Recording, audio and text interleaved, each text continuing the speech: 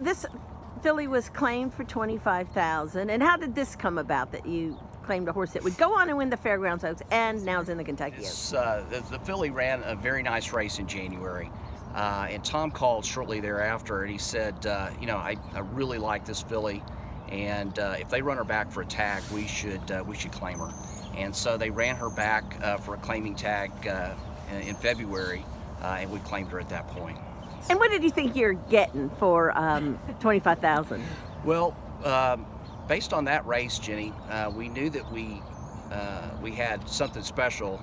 We thought we had a nice allowance horse, one that Tom felt good about moving up to the allowance category, and so we were excited for that. And we ran her back 18 days later. Attention horsemen, the racetrack is now. We ran her back in an allowance race shortly thereafter, after we claimed her, and she had a really gutsy win. Split two horses in the stretch, and just made a great run. And we were extremely excited after that race. So Tom went immediately to the racing secretary there at the fairgrounds and nominated her for the Fairgrounds Oaks. So whose idea? Was it Tom's idea to go in the Fairgrounds Oaks? It was Tom's idea. This is all Tom's idea. It was his claim. He called us and notified us. It was his idea to put her in the Fairgrounds Oaks. So he actually called me after and he said, "Hey, listen, I don't mind. I hope you don't mind that I took some of your purse money from the allowance race and I nominated her for the Fairgrounds Oaks and the Ashland at the same time," which of course I couldn't sleep for 2 or 3 days after that. So, but it was Tom that really saw something in the filly, and we're very grateful to him for claiming her and for moving her up, and it's just been a great ride. Now, Brian, when did you get involved with the filly? Well, I've known David for 25 years and Amanda's husband Ron for almost 15.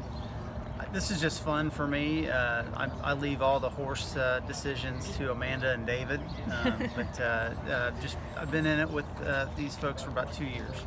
And so just talk about, I was there at the Fairgrounds Oaks and I saw Amanda. I didn't know she was Amanda then. I just knew she was a very happy person that I suspected was maybe an owner in the filly. So, yeah, talk about what that was like, that whole experience. It was surreal. I mean, I know we keep using that word, but I don't think there's a better word to describe it. I mean, I grew up going to Arlington. I was just always a fan of the horses. I used to go with my grandfather, almost every week just to go see all the horses there. So to even be an owner of a thoroughbred, and then to end up at the level of that kind of race and to win, 13-1, I still am like, think about it, and it just brings like just joy to my face, I think, just talking about it and kind of reliving the moment, because it really is like, I felt like a once in a lifetime kind of feeling. I mean, there's no other way to describe it. Long enough to know that there are high highs and low lows, and once you catch that high wave, you got to ride it and enjoy it for as long as possible, because you don't know when it comes around again. Yeah. Okay, the post-race celebration after the Fairgrounds Oaks, was it mandatory chocolate martinis? Absolutely. Yeah, we tore up New Orleans chocolate martinis. I think everywhere we went, we had the crystal vase out with us and parading around, and every time we sat down we had a chocolate martini. So you took the trophy, the crystal vase that you went, yeah. We oh wow. So what was the reaction? Of course, it's New Orleans and they've seen everything down there. Most people thought we had won the Louisiana Derby, so not the Oaks race. So they were they were all coming to us like, "Oh, Louisiana Derby." They're like, "No, Oaks, the Philly race." And so then they were like, "Oh, Thomas," of course Tom is so well respected and known in New Orleans. So everybody kind of made that connection that Tom, and then obviously Lone Sailor had run second. So there was a lot of kind of buzz and excitement around kind of people coming up. You're carrying a giant crystal vase, you're not keeping a low profile in New Orleans. So it was pretty fun.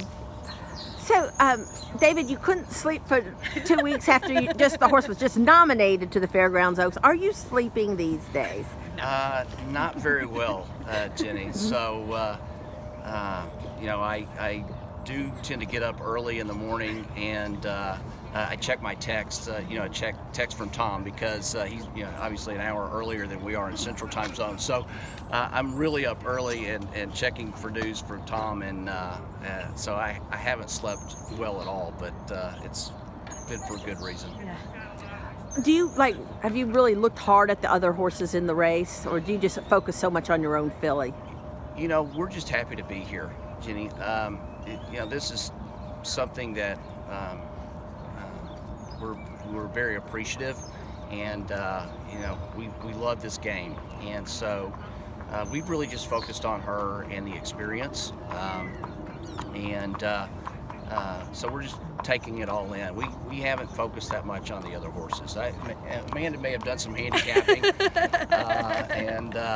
but we're just happy to be here and having a good time. Did you do some handicapping? Absolutely. I mean, for me, I don't have children, so these horses are kind of like my kids, and it's your kid on the biggest stage, and so you gotta scope out the competition. I'm always watching what everybody else is doing, and of course, I'm always partial to everything she does, but definitely always keeping an eye on the kind. There's obviously some really classy fillies in this race, and we know that, and we don't take any of that for granted. But also really like her big heart and her big stride, and the chance that she has too. So. And Brian, what's this whole experience been like for you? It's this is new to me. So I have so Amanda and David talked about the highs and the lows. They haven't told me anything about lows yet. So it's all been highs for me.